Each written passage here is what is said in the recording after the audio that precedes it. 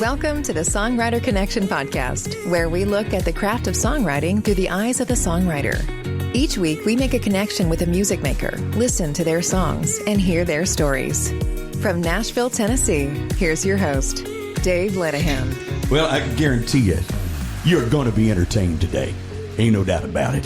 Thanks for the download. We've got a great group for you.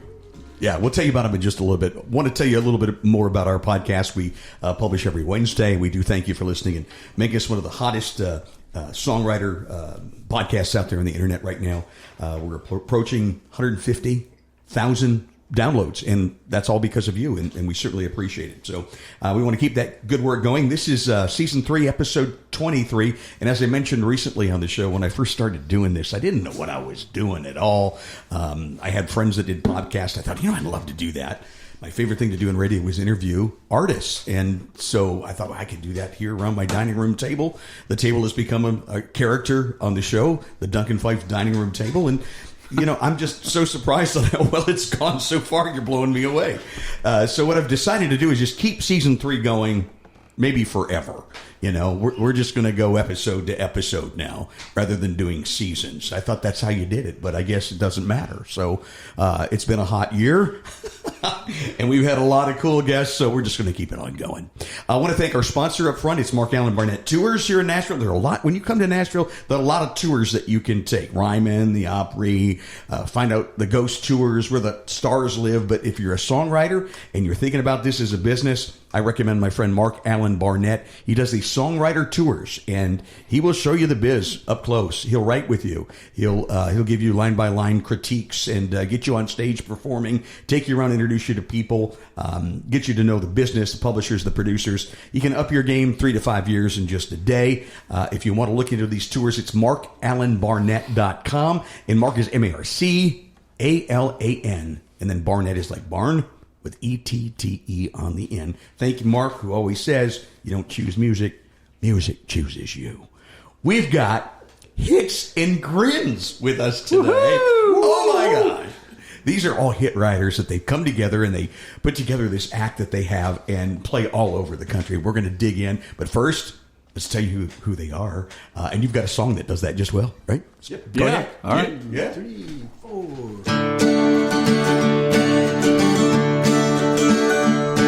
Well, you're wondering who the heck we are. We're Hits and Grins, Hits and Grins. One girl, 2 guys, and 3 guitars. We're Hits and Grins, Hits and Grins. The 2 of us got a bunch of hits. And I'm real pretty and can make you green. Lady Annabella, no, we ain't them. We're Hits and Grins, Hits and Grins. Well, hey, I'm Steve from Arkansas. Suey pig, Suey pig. From Illinois, I'm Victoria. Singing pig, singing pig. And I hail from the Show Me State. And if you show me yours, that's okay. Yay, yay, yay. We shaved our legs. Well, one of us did. Take a guess, take a guess. Bill. Now one of us rode Watching You. And one of us wrote a Texas gospel tune.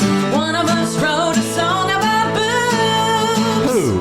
Well, that had to be you. Well, that's right now. Oh, guess who's got CDs for sale? Hits and Grins, Hits and Grins. If you buy 2, you won't go to hell. You'll go to heaven, you'll go to heaven. Go to heaven.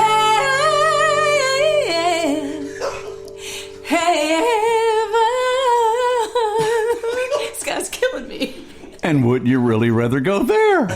With Hits and Grins. Hits and Grins. Hits and Grins. Hits and Grins.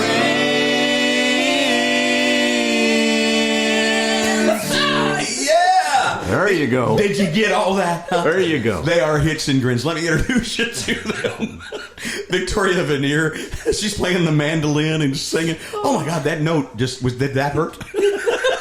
No, but you're killing me. You're making me laugh. Oh, man. Steve Dean, who is a big-time hit writer. You know that song, Watching You? He wrote that, and many others, and I think that was like the most played song on radio the year it came out. 2007. 2007. Yes, sir. Rodney Atkins, and many other songs. And we're going to get to talk about you. Yeah. I'm just so thankful that you're here. Season 1, I think it was the third show, because we started with 3 Bills. We had Billy Lee, who wrote the one for Gary Allen. We had Bill O'Hanlon, who's been on the Oprah show and has written a lot of books and on songwriting and things. And then we had Bill Whyte. Yeah. We're like, is it going to be the Bill show? No. Yeah. So go back and listen to that episode. But Bill, good to have you back. It's good to be back. Yeah. I always know I'm in the room with a true radio guy when the dang kitchen table is sponsored. That's who's the sponsor of the table again? Who is it? Mark Allen Barnett tours me. He's my buddy. Well, he plays the tables and chairs, so it's kind of appropriate. He does. He has that song, Tables and Chairs. Yeah. That's right. That's awesome. Bill, it's been a little while since I've seen you, but I wanted to tell you right away, congratulate you on that great song. And you've got so many other songs out there, but just recently I saw the video of the Aldridges singing. Grand Old Circle. Grand Old Circle. Yeah. What an awesome song. Yeah, thank you. It's a thrill to be a part of that. They've become they're not invited members of the Opry, but they've already been on, I think, over 40 times now, and they're getting ready to do it again. So I think they're going to become Opry members one of these days, and they're just they will. Yeah. terrific. And Brooke, who's the girl singer of that, has been the IVMA Vocalist of the Year 4 different times. So they're the real deal, and they love the Grand Old Opry, and I grew up loving the history like you did. Oh, I love the so history. I always thought, man, there's been songs written about the Opry, and our good friend Bobby Tomberl is one of those guys that wrote a great Opry song. But I thought nobody had ever really written about that 6-foot piece of circle that the artists stand in. So we concentrated on the history of that circle, and the song took off for them. And then we got a great write-up in Billboard magazine. It was the only time in the history of Billboard magazine that they've ever put the spotlight on a bluegrass song. So that was an honor too, and I'm happy for me, and I'm happy for them, and I'm happy that you like the song. Yeah, we're trying to get them on the show, and they're very busy right now. We're trying to get them on the show, and we've talked about it. It's just this is a busy time of the year for folks that are out there. Victoria, a little bit about you. You're from Dixon, Illinois, and I looked that up. It's just a little map that's pretty close to the Iowa border. Yes. Yeah. And it looks like it's about an hour, 40-minute drive from Chicago. But if you're about 2 hours. Yeah, if you're figuring in Chicago traffic, probably 4.5, right? Yeah. Yeah. Don't go there much. Don't go there much. How long you been in Nashville? I don't know if you know what Opryland is, but I remember it's Opryland. gone. Yeah.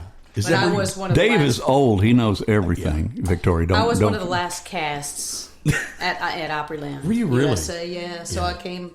That's what brought me to Nashville, and then I got my first publishing deal shortly thereafter. So you've been writing professionally, for a while. Yeah. But they just had a special online about Opryland, and I don't know if you saw that. I did see video. Yeah. And I'm on that. You're on that? Yeah, several times. I've got to rewatch. And it was just really cool to watch that go by and see all the careers that were launched.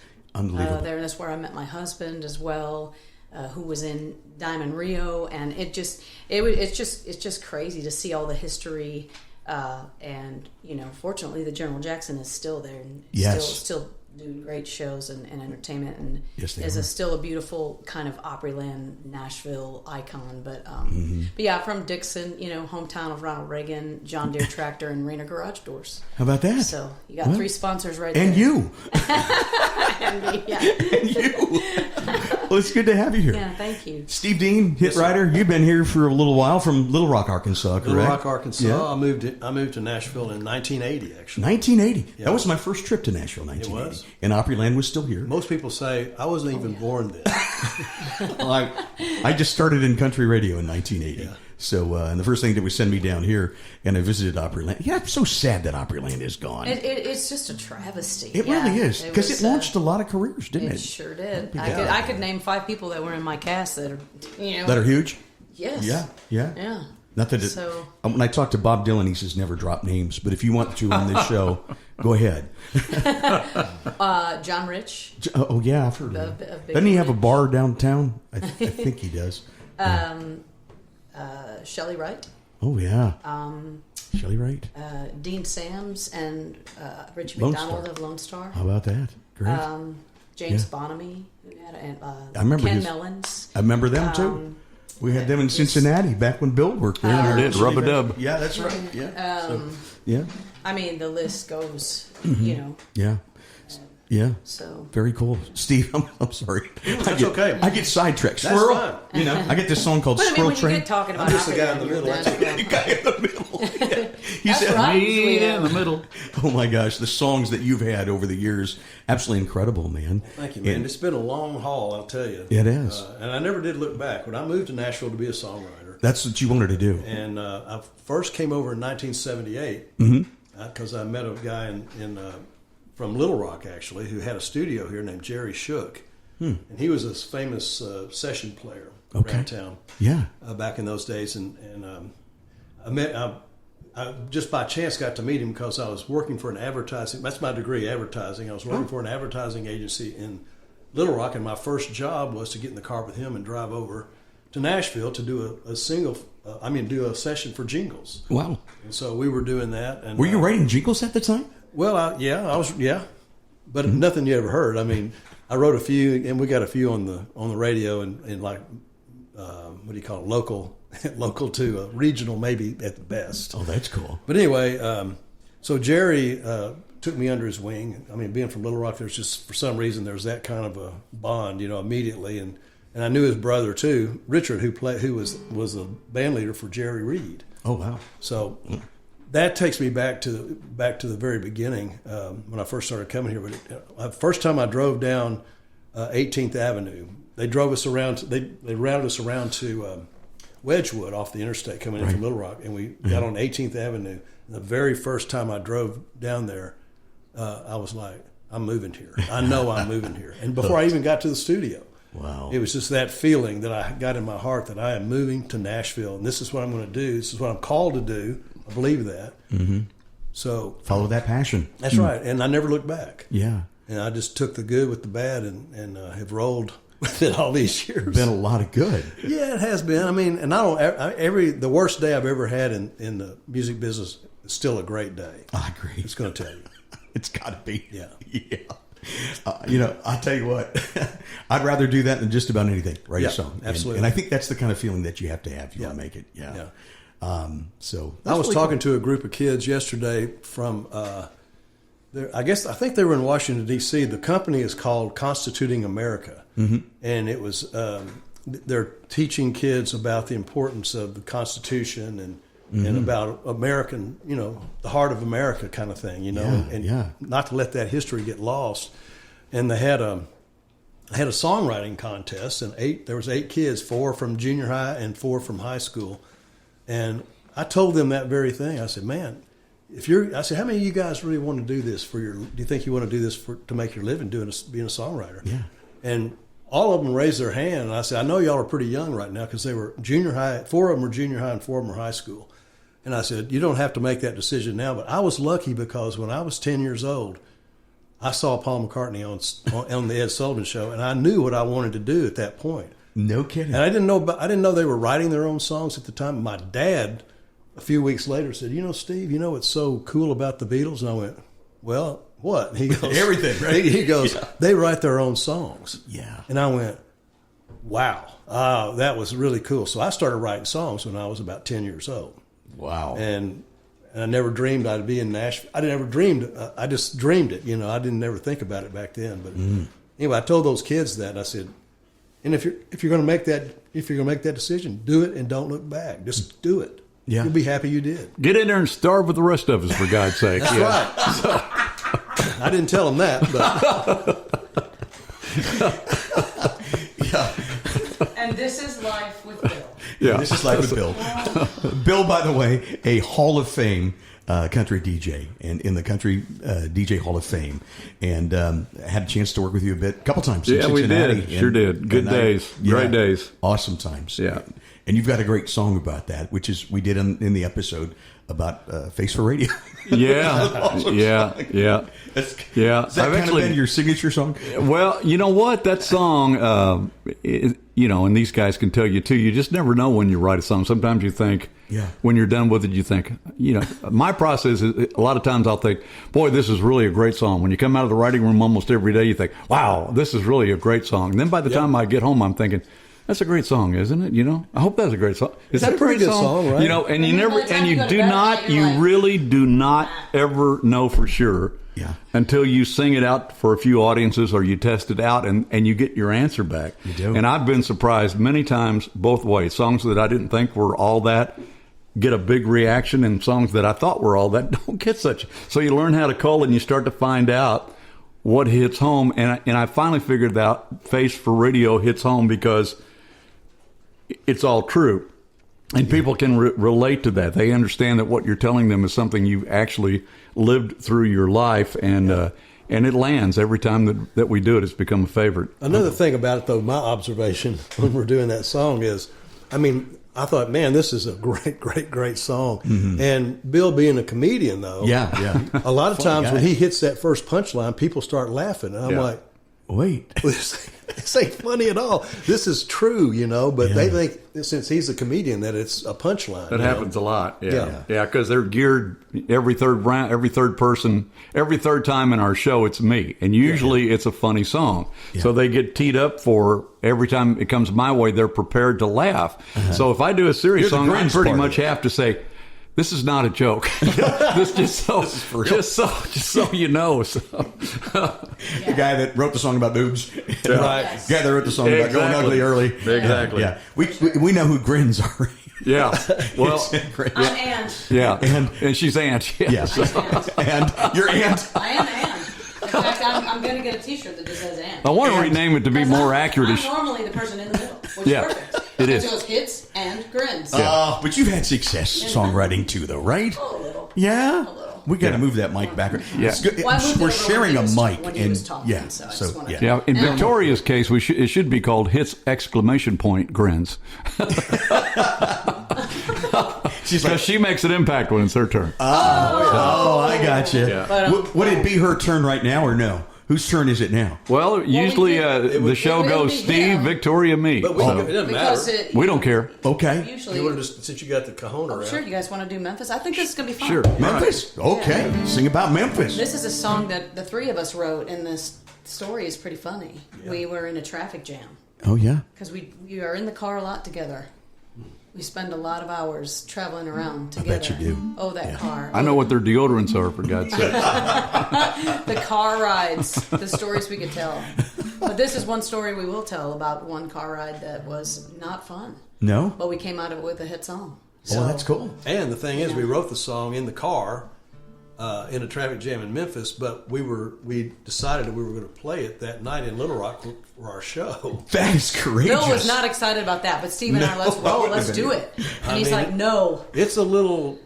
I'm always a little nervous about the first time you do a song, you know. Absolutely. I got to do it 100 especially when times. it's brand new. It was brand new. But we carved it into what it is now. Yeah, and it's it went well. So it's evolved. So, yes. Okay. Well, let's hear this final iteration. Okay. Go ahead. One. You got your note? Okay. 1, 2. Oh, oh, oh, oh, oh, oh, Memphis.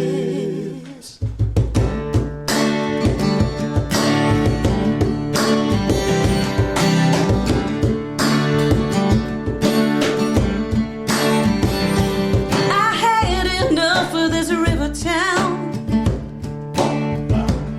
and more than enough of you bringing me down. No more dancing down on Bill, no more songs about the way I feel. I'm leaving you and the blues in Memphis. You've been cheating on me with the devil from your past, taking up with a lover in a shot glass. Now you hold that Bible like you used to hold me, won't let go of her misery.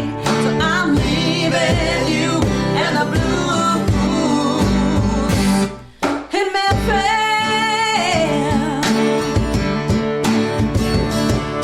Roll on, Mississippi.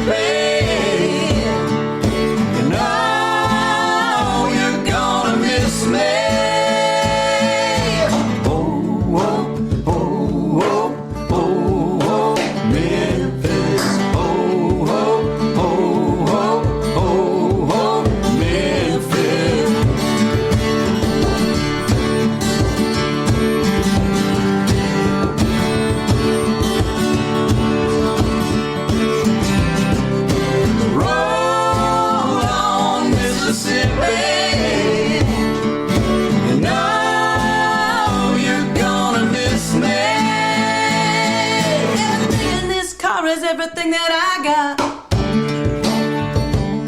I'm looking out the window at a little ride. I'm moving on, gonna start again. Don't know where I'm going, but I hate where I've been. So I'm leaving you and the blues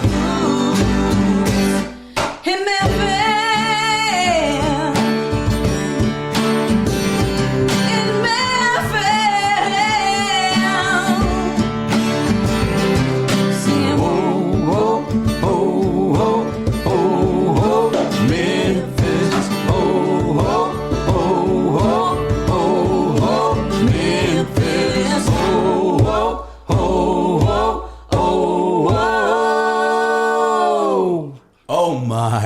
That is a hit. What a great song. And you're telling me you wrote this in the car in a traffic jam in Memphis. Yeah. Looking at the pyramid. That's some writing. And we put it on one of our Hits and Grins CDs, and Victoria's in a duo called TNT Duo. Very talented duo. They cut it with horns, which is really great. But last year, Jeannie Kendall also recorded it, too, on the solo Kendalls. project. That's right. Of the Kendalls. Yeah. She did a great job on it. Yeah. I love it. That's awesome. Yeah. It's a great song. So Hits and Grins are our guests, Bill Whyte, Steve Dean, Victoria Vanier. Amazing. Victoria, you're a multi-instrumentalist. She's played the Coyone on that we had to beat, and she plays mandolin. You play guitar, too, right? A little bit. All of it? Yeah. I do enough just to get in trouble with each of them. But a fantastic singer, too. Thank you. Yeah, awesome. Yeah, you can get in trouble. We don't mind. Absolutely.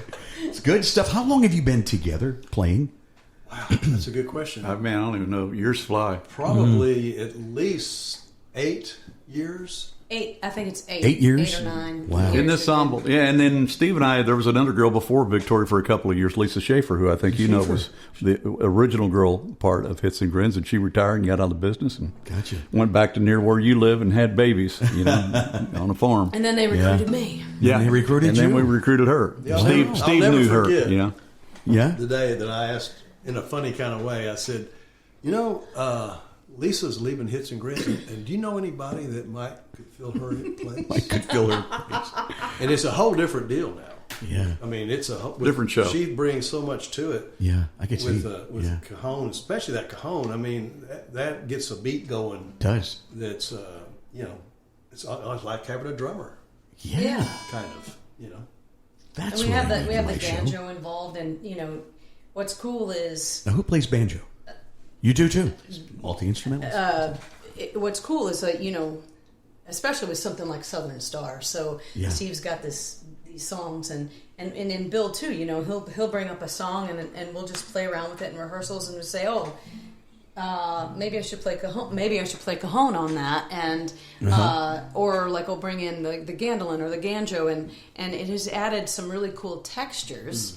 Because most songwriters you go to wire choir. It's just guitar, guitar, guitar. Yeah. And then one person plays and one person plays. We play on each other's songs, and we've caught the harmonies, and we, like Steve might be playing some kind of a lick at the beginning, and Bill will play in a different position. And it's just this more depth, texture to it. And not to mention the pyrotechnics and the holograms and all that, that we use too. So. You got to be careful. So I know. Now, you never know what he's going to come out wearing, too. Yeah, he sometimes, Or not.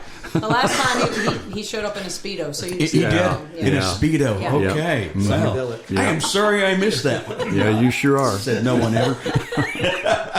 Yeah. But your harmonies are great. Just fantastic. Yeah. Hey, Steve, can we hear one from you now? Absolutely. Yeah. And Dave, the shirt that you're wearing today, the Beatles. Beatles. Yeah. And, I've been a Beatles fan for quite a while, I guess. Pretty me much too, man. my life. But He's a Beatles maniac. Yeah. Right, Bill? It certainly is. His studio is full of Beatles crap memorabilia that he's got up there, Dave. Like you've got some over there. Yeah. a whole bunch of that. Well, see, here's what happened. It was an epiphany for me because I remember my daughter giving me a magazine that commemorated the 50th anniversary of the Beatles being on Ed Sullivan Show. Wow. Now, I can easily remember when it had been 20 years, and I was thinking, wow, it's been 20 years since the Beatles were on Ed Sullivan. 50 years. McCartney's 80. He's 80. He just turned 80. No Just turned way. 80. I know.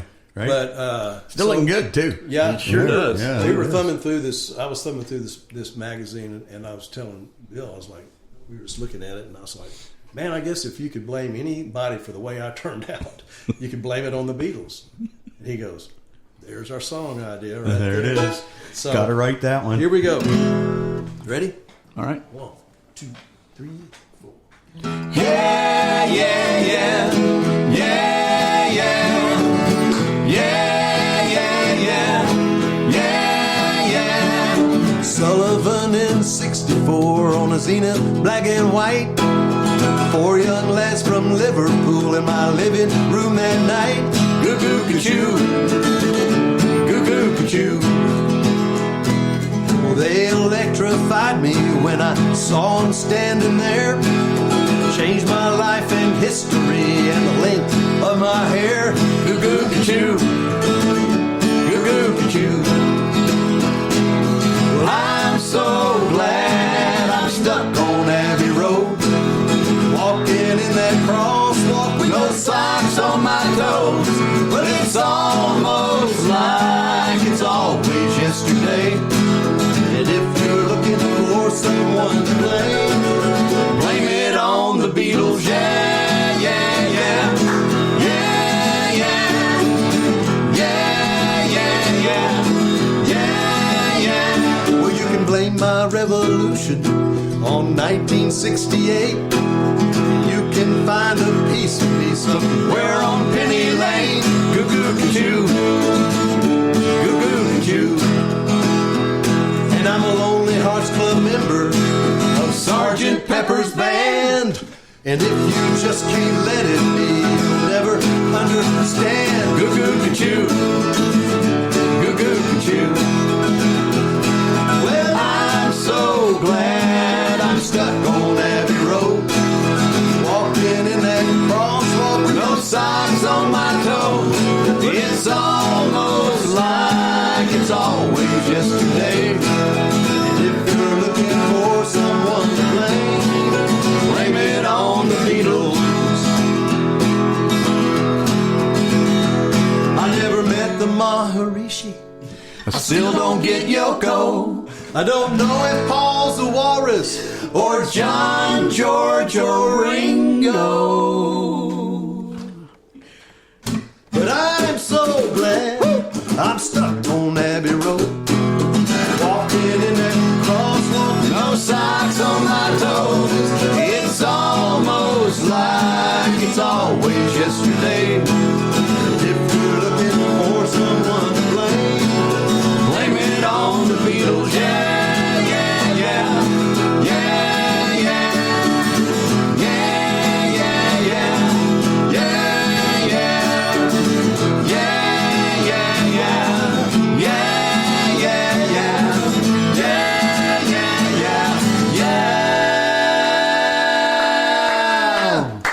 That's awesome. Here's your challenge. Back it up and then count how many Yep. Beatles references you can find Yep. in that song. Incredible. We ask the audience that all the time. Do you? How many of you are Beatles fans? Woo! Uh-huh. How many of you know exactly how How many many? Beatles references were made? Is there an answer to that? There is. I don't know. I guess there is. There is. I've never really counted myself. We've never fully counted. Well, we tried once, but it was a lot. I've never bothered to count, but there's a bunch. And not just songs, but albums, you know? So, yeah. So let me ask Steve, favorite Beatles album? On the spot. Okay, on the spot. Revolver. Revolver. And actually, I'd say Revolver and also Rubber Soul. Those two. Oh, those are great Those are albums. right side. They were released the same year, within 6 months of each other, I Yeah, believe. So. wow. Good answer. Yeah. I love it. Yeah. Yeah, man. Always been a fan of Abbey Road, but, you know, I've been I getting... like Abbey Road, too. You know, I bought a turntable again.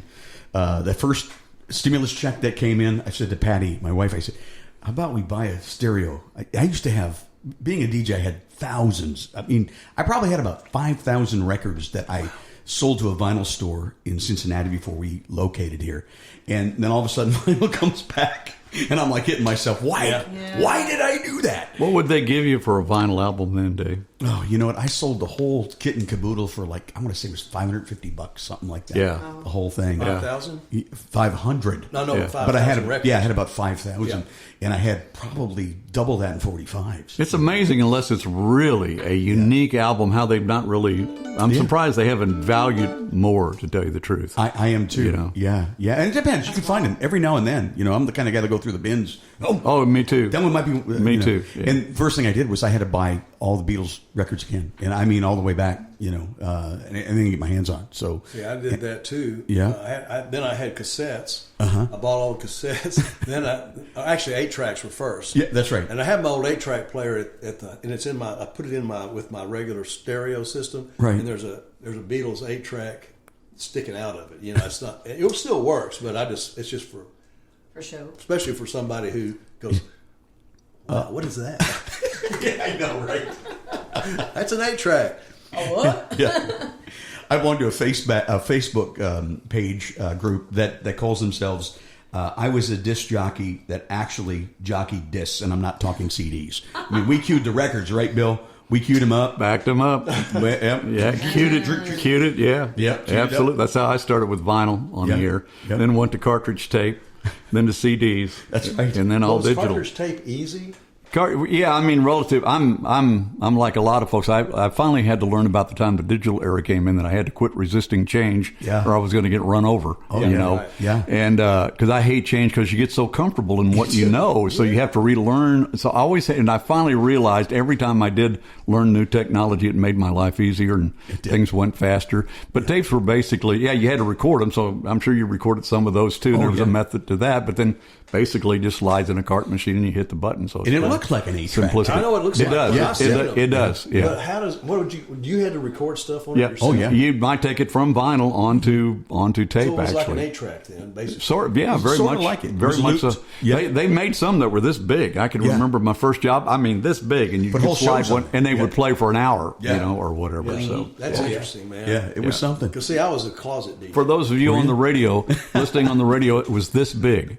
So there you go. So, This big. that this big? big, yeah. I thought it was bigger than that. So it was, well, that's another show, Steve, another podcast. Okay, So- all right. We did it because you could cue burn those records. When you'd back them up, you would get a little burn in the vinyl. Yep. Yeah. But if you Yep. would record it, then, you know. Yep. Then Did there they was just a have method. a- There was did a they method. You knew how far to slip it back so that when you hit, Yep. when you flip the toggle, speed that up. it would start right up. Oh, Yeah. okay, so that's what I was going to ask. So it had like a pause button or Yeah. something? and you Back just- when I started, it was a switch on the turntable itself. You just threw the switch. Right. But then you got remote starts later that would Right start on the board. turntable. Yeah, you touch it on the board and then start Yeah. the turntable. Oh, and when that came out, Yeah. that was, I Oh, didn't have to turn around anymore. I know. To reach for the button. I know. You know? Yep. And I can remember days I'd turn around to reach for the button. There wasn't a record there. I forgot to put one on. Yeah. I'm like, oh, okay. I'm actually getting ready to go back to Missouri here on July 1, Yeah. my home state. Yep. And I'm going to get to go to where that first little radio job that I was in started in a one-bedroom trailer. Now they moved into a barn after 2 years when I was a kid. From a trailer to a barn. That's exactly right. And, Wow. and the barn still stands there. But they're doing the very first song I ever recorded was a stupid song called Momo the Missouri Monster. And it won't die about a monster. We got a phone call. The morning guy got a phone call from this person in Louisiana, Missouri, a small town, claiming they saw a Bigfoot in the woods. Wow. So Joe Lewis was his name. He put it on the air, and the thing just took off. And the St. Louis media's out there tromping through the woods looking for this stupid thing.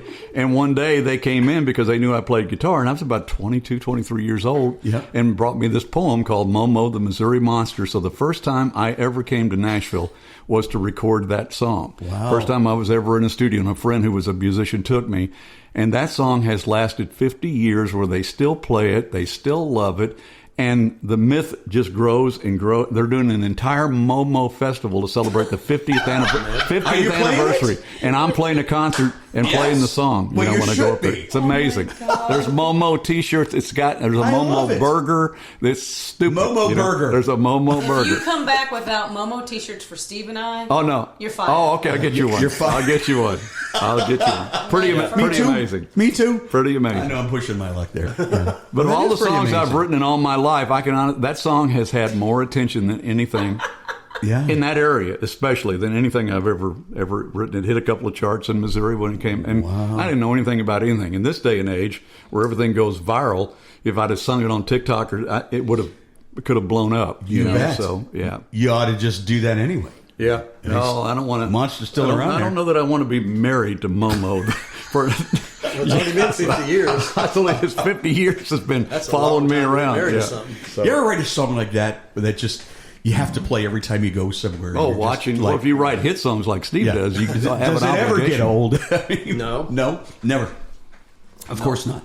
Yeah, Never does. What keeps it fresh is it's a different audience all the time. yeah. I know for me, because of doing a lot of funny songs, I can't wait to see people laugh. And even though I've done Yeah. Going Ugly earlier, if I had boobs or whatever, a million times, to watch the laughter come and kind of know when to look for it. Yeah. Just to see new people laugh, and for Steve to see people cry sometimes on some of those songs. Oh, gosh. Watching You is certainly a Watching song that You. so many people relate to. Absolutely. Yeah, it's great. Yeah. It's great. Bill, how about you play one of those songs? Let me get a grinner. I'll play something different here, because you teed this up earlier, and you'll appreciate this, Dave. Okay. About jingles, because Steve started at one point was writing jingles, and I'm going to play for you probably what has been the most played song for me on the radio. Okay. Here in town. Okay. And before we do this, though, Yeah. and you've said it really well. I forgot to take a break. My my host is Red Circle. They sell commercials, and I just got to tell them when. So we're going to take a little break. Okay. Don't go away. We got a grinner from Bill Whyte coming up in just a little bit. You're listening to the Songwriter Connection, connecting with music makers and hearing their songs and stories. Now back to the show with your host, Dave Linehan. Yeah, we're back. Bill, I'm sorry to interrupt you there. You're about to play this song, this great song. So Hits and Grins. So this is the most played song of mine. Of yours. In Nashville. And Steve and I wrote this together one day. All right. Who do you call when you need a new floor? R&S Wood Flooring. Or refinish the old one that you got? R&S Wood Flooring. R&S, R&S, R&S Wood Flooring. Customer service and satisfaction. R&S Wood Flooring. R&S Wood Flooring. R&S Wood Flooring. Right up there with Watching You. The song went plywood. R&S Wood Flooring. R&S Wood Flooring. All over the radio. So Here Steve, in who had Nashville. written jingles, called me one day, and there was this contest. The R&S was looking for a jingle, and the winner got so much. And incidentally, we didn't get enough. If they're listening, Definitely we didn't get flooring. We didn't get enough. Oh, no. But we won the contest, and they played that It's thing on TV, too. to death. On TV, too. To death. Yeah. Oh, so my. So you wrote that. We Yeah. have you to thank for that being stuck in our heads. I played the Bluebird one night, and incidentally, the three of us are playing the Bluebird this Saturday night. Oh, this broadcast it'll be hindsight, but we're playing Saturday. But last time I played the Bluebird was with a couple of big songwriters at ASCAP night, and I was invited. Scott Stepikoff and you guys would know this, a young writer who had a Peter Pan that song, which was huge at the time. Casey Timmer? No. I'll think of it later. But I love that song. And Yep. so these two guys, Scott Stepikoff and his friend, who I should know, sang these enormous big hits that had just been on the radio. And when it came my turn, I sang that song. And R&S Wood Flooring. And the young man who had just brought the house down with Peter Pan, I just saw his eyes get wide, and he goes, "You wrote that song? I love that song." You know? And I said, "Well, I'll trade you that for Peter Pan." No deal, huh? No deal. No deal. No deal. Probably not a deal. Yeah. Well, you're not going to count that as your song, right? Oh, okay. I'll give you Come one more on. here. I'll give you the We got to biggest. do more than a jingle. I'll give you the song that's getting the biggest reaction from me right All now. right, let's go. And I wrote this song, I don't even know how many years ago, by myself, way over 20 years ago, because I was upset that the price of gas had hit $2 a gallon. And Remember those good old days? so this song's never been more popular. Gas is so high right now. I saw Dolly Parton ride sharing with Jolene. That's how bad it is here in Nashville. Yeah. I'm sorry, Bill. Taking away your. Whoa. His name is Dave Linehan. Write that down. Pretty bad. Well, I think I finally figured out why gas is so damn high. Love this. It's purely geographical if you'll open your eyes. 'Cause there's oil down in Texas, lots of Oklahoma drills, but all the dipsticks are on Capitol Hill. Yeah. So here's to the dipsticks in Washington, D.C. with their master's degree in proctology. They're sticking it to you, and they're sticking it to me. So here's to the dipsticks in Washington, D.C. For those of you at home, we all lifted on dipstick. We're getting screwed at the pump for the price of gasoline. They should at least pass out blindfolds and free Vaseline. How can we take Baghdad, give Saddam the old boot, then watch the price of gas go through the roof? Hell if I know.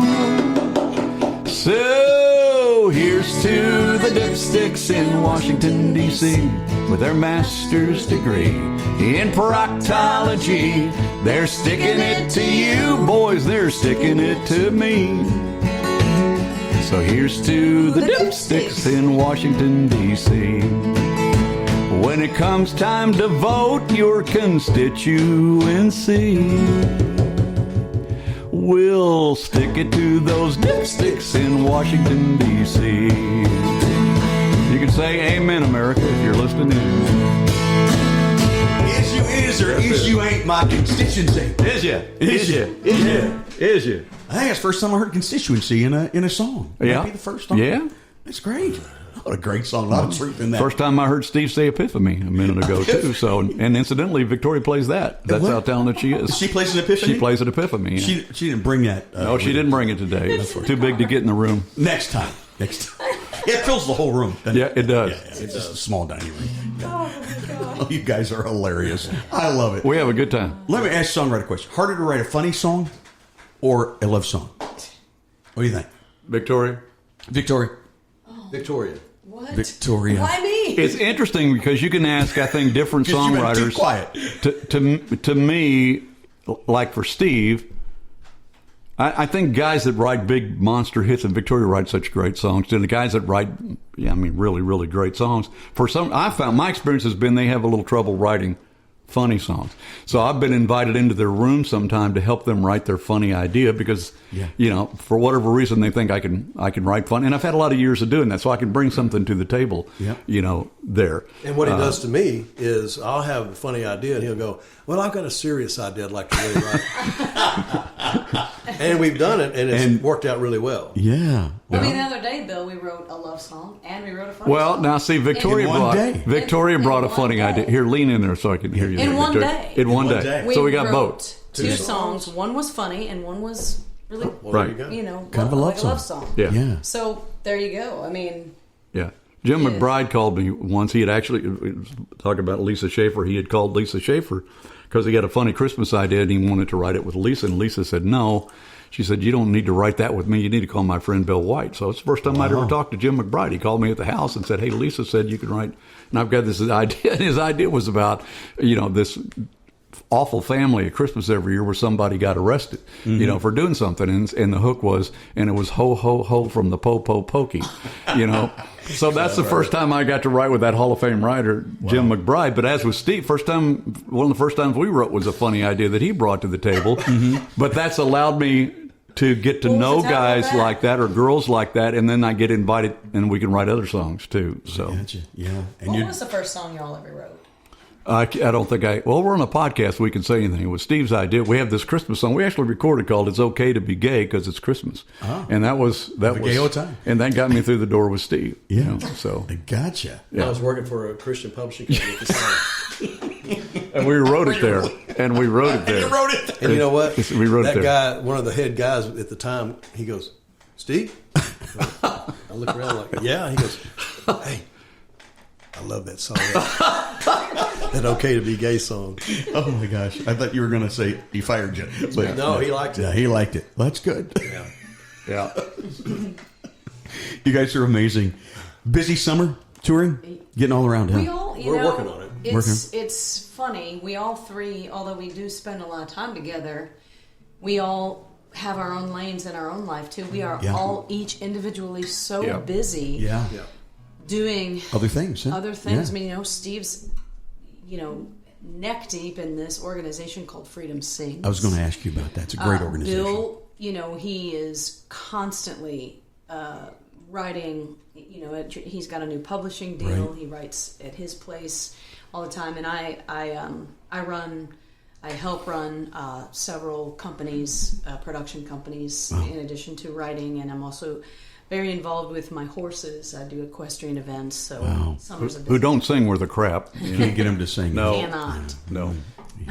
So, no. Yeah, and she's down playing that production company. It's called Davenport Productions, and they do stuff everywhere. The General Jackson Showboat, that's their show, and theme parks and pageants, and overseas they're doing stuff. So, and it's from the ground floor up, all the scenery, all the choreography. Awesome. And Victoria can teach a lot of that stuff, inclling dancing and choreography. That's great. My titles are, I'm the vice president and the music director, but if something else is needed, how it is when you're running a business. You have to wear all the hats. You just do whatever is needed at the time, and so one cool nugget about that is that my husband, when the Gershwin estate, came around, that they were going to celebrate the 100th birthday of George Gershwin, and they wanted to do something different. They didn't want to do, they could do as big as they want, but they wanted an original work to tour. Now you've got Broadway people going for this. You've got, and my husband wrote this amazing treatment. And he called it American Rhapsody. It was a 2-hour show, orchestra, singers, dancers, and he got picked. Wow. So we got to go to the Gershwin estate and do research, and it toured with 2 buses, 2 trailers, big deal. So stuff like that is very cool. Yeah, I'd like to take a little mention to Freedom Sings USA too, to let you know what we're up to. It's a cool going thing. to Colorado here in a couple of weeks. Yeah, going to Colorado for a retreat. But what we do is we pair songwriters with veterans. I think that's so good. And write their story. Here comes Juliet, our cat. I'm sorry. That's okay. That's all right. She takes over the table sometime. Anyway, but it's a great organization. Yeah, and we've written over 300 songs. Don Goodman, who's one of the writers on Old Red and Angels Among Us, he and I, great songs. and Bobby Standifer founded this company together. We've been rolling now since 2015, and it's just been great. It's been such a life changer for me.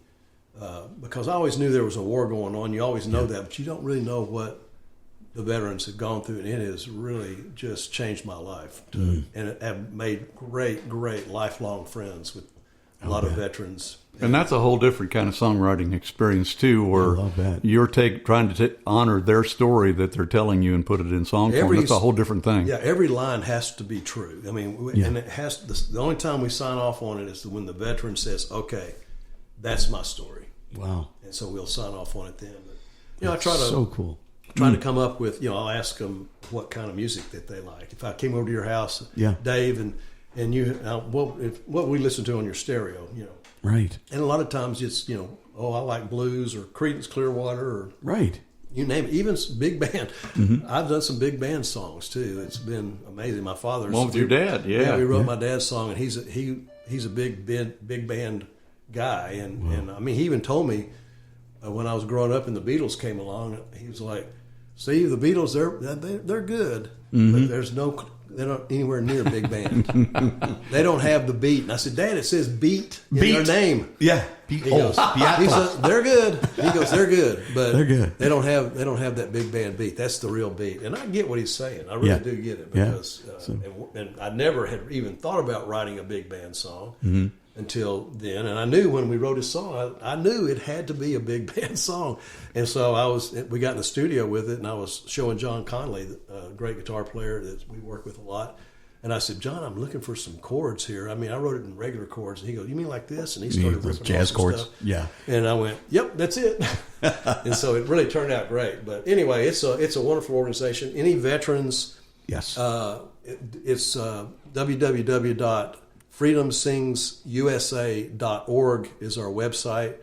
and on Freedom Sings USA on Facebook, and you can check us out and see what we're up to. And if you know anybody that feels like they'd like to tell their story and have a song made out of it, we would love to have them. We do a class every Wednesday morning. Wow. It's our national class, we call it. It's at 8:30 Central, 9:30 Eastern, depending on where you are. And it's from 8:30 to 10 our time, Central Time, and then 9:30 to 11 Eastern Time. But and we have it's just a wonderful thing. I mean, and we have really so many people that have and they keep coming back, the veterans do, because it's veterans healing veterans at that point. And when they start talking, when the veterans start talking, we just get out of the way, and those guys talk and they heal each other. The young guys talking to the Vietnam veterans, the Iraqi veterans, all that. It's just amazing. And this is a little goosebumpy while you're talking about it. I'm looking out the window here at Dave's house, and they just raised the American flag at the house next door while you were talking. Wow. About that? That's pretty cool. Wow. You know, one of the other cool things about the organization is so many great songwriters have participated and are still participating, but one is someone all of the country knows these days, and that's Hunter Girl, who was on American Idol. She's been a very big part of that organization. So. Yeah, she came on board with us probably when she was about 16. Wow. So we've been around her a lot, and wow. Of course, everybody was going crazy when she was on American Idol and everything. And yeah, I was. And it's something else to know her. But anyway, she's that's a cool thing. Yeah. It really is. Yeah. Give me the website again. It's www.freedomsingsusa.org. freedomsingsusa.org. Yeah. Check it out. It really is something. Do you record this music and put it out? We out do. There? Yeah, we've got volume 6 in the can right now because we're still. Great. I mean, COVID messed us up big time for a couple of years, and so we've got 5 volumes, and you can go on the website and you can listen to any of the songs. Oh, that's great! Just go to the. We encourage you to do that, folks. And speaking of COVID, you ask about are we busy and touring? You know, a lot of our touring, like almost everybody else, came to a complete halt. Mm-hmm. We lost a ton of theater shows when COVID broke in the pandemic. Only some of them came back. Some of those theaters are being picked up early next year. We'll be on the road some as far away as California. So those kind of shows are just now starting to come back. But we're always scampering for gigs and shows, and we love everyone we play, and it's getting to be festival season, and we're a part of 3 great songwriters festival, the Gatlinburg Songwriters Festival in August that Victoria is a big part of running that. That's Blast cool. on the Bay in Port St. Joe, Florida in October, which is a great little boutique festival, and then the big one, the Granddaddy, the Frank Brown Songwriters Festival. Oh yeah, that's Gulf Shores, Orange Beach in November. So all 3 of those are coming up in the future. I'm hoping to get on to visit that this year. I am playing along. I'm going to be at I got selected to play at the, what is it? The used to be the Smoky Mountain, but it's not Gatlinburg Songwriters. But it's the first time. Awesome. So good for you. Well, yes, I'll be there. And I didn't know. I'm the president of the board. So are you? Well, congratulations. Well, thank you. What do they do? They let their standards down, or what? They must have. It's just they must have. I mean, look at that. No, congratulations. That's great. Yeah, it should be fun. I'm good for you. Looking forward to it. You'll love it. Yeah, you'll love it. We'll see you down there. Yeah. Well, let's have a song to take us out. What do you think? What do you want to do? You want to do Watching You? Yeah, we might. Well, we haven't done a hit the whole time. We ought to. Well, do hit then, right? Yeah. Let's do the biggest hit. Yeah. That's in the show. Okay. Before you do this one, tell us a little bit about writing. Yeah. Good story. Okay. Yeah. Well, so Rodney Atkins and I had some friends that were managers. I'm using the quotation. They were starting a management company, and they called me. They're friends of mine. They called me and said, "Hey, we got this new artist named Rodney Atkins. Would you want to write with him?" And I was like, "Well, sure." Mm-hmm. And so Rodney came over to my publishing company at the time, and we wrote a song. And I didn't know that. I didn't know this until we were accepting our award for Watching You. That he leaned over and said, "Hey, man, do you realize you were my very first co-writer in town?" Wow. He had just gotten out of college, and then and we wrote. I think we wrote a good song. I can't remember what it is. I'm sure he couldn't either. But you know how that's just how it is. We write a lot of songs. But then a few months later, next thing I know, he was on Curb Records. He got signed, and so. And then they had a few things where they'd invite the community to come out to listen to some things they were cutting so that you'd know what to pitch them, that kind of a thing. Mm-hmm. And so I saw him at that and said, hey, and then fast forward some more time and I was at a hamburger place in Nashville at lunch and he was in there. And he goes, hey, man, he goes, I'm working on a new record right now. He goes, I need to write some songs with you. And I went, okay. I love that. So we wrote, I think we wrote 8 songs, I think. Wow. And one of them got cut. So, I mean, I mean, you have to write a lot of songs to get the good, to get them. You but do. Anyway, so this is, Rodney was coming into the writing session and was telling us that his little boy was, he called me on the phone that morning. He said, "Hey, I'm going to be a little late. I got to go up to the school. My little boy was singing Going Through Hell, and hadn't been out yet. The song hadn't been out yet. Rodney was rehearsing it at home, and he was noticing this little boy was singing Going Through Hell. It's like a little kid going. Like a little kid getting to say that in the song, and he goes, "Now, son, tomorrow when you go to school, you cannot sing that song."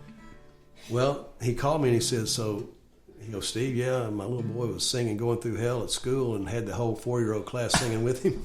And so I have to go up there and put some fires out." And he goes, "But I'll be there."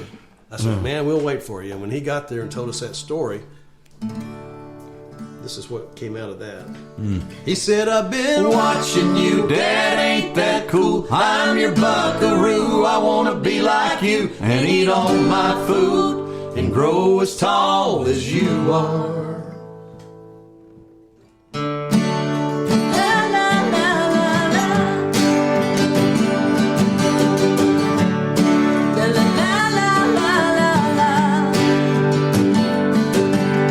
Driving through town, just my boy and me, with a Happy Meal in his booster seat, knowing that he couldn't have the toy till his nuggets were gone.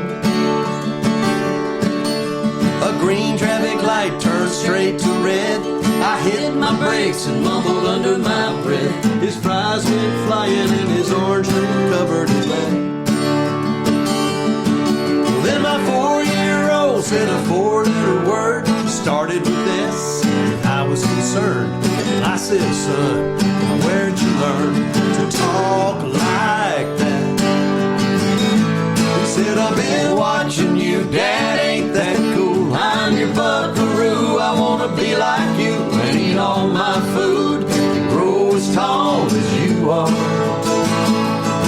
We got cowboy boots and camo pants, yeah, we're just alike, hey, ain't we, Dad? I want to do everything you do, 'cause I've been watching you."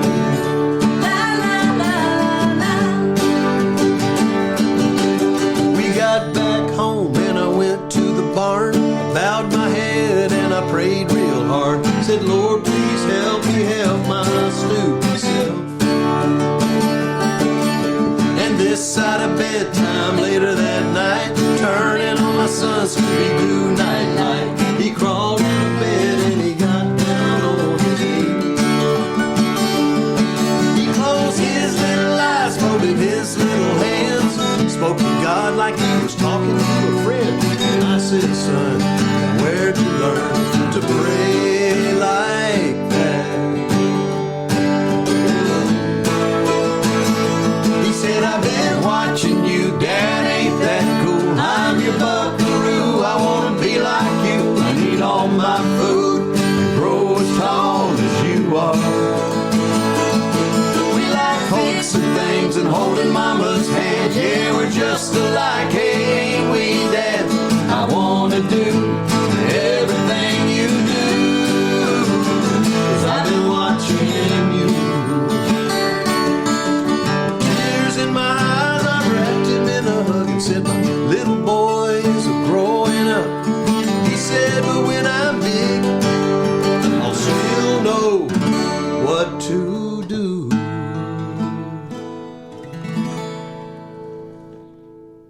I've been watching you, Dad, ain't that cool? I'm your buckaroo, I want to be like you and eat all my food and grow as tall as you are.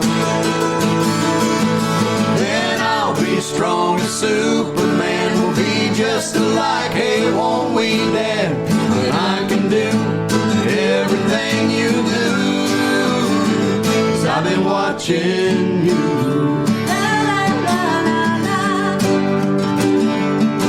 Hey, hey. Oh, yeah.